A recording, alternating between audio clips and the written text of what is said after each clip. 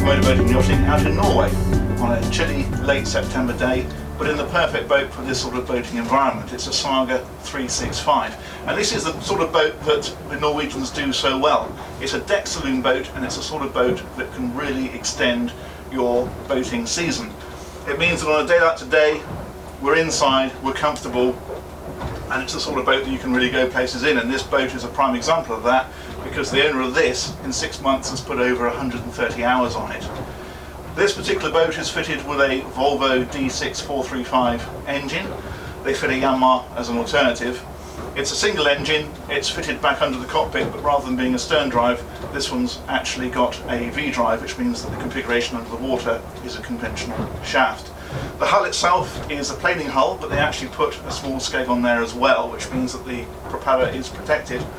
And it gives typical performance for this style of boat. So the cruising speed on this is about 20 knots,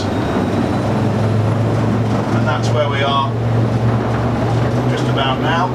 Top speed is about 26 knots, but obviously it's not about out and out top speed, it's about being able to go out pretty much irrespective of the weather outside and really enjoy your boating.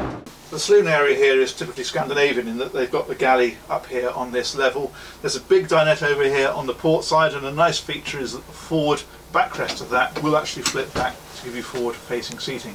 Again, nice big windows just here, and there's big skylights set into the ceiling that will slide open as well, so you get plenty of light and ventilation in here. Down here on the lower level, again, it's very straightforward. You've got an owner's cabin forward, and that's got a central island double bed, and then over on this side you've got a guest cabin which has got a nice big lobby area as you go into it. But a particularly neat feature is they've fitted a double and a single in there, so you can have it either as two singles or as a double, depending on how that suits your accommodation needs. Then finally on this side you've got a nice size heads compartment with a separate shower. So we'll finish off with a quick rundown of the layout of this boat, and that starts out here where there's a surprisingly generous cockpit. A lot of deck saloon boats seem to be all about interior accommodation, but you've got plenty of room out here and a nice L-shaped settee.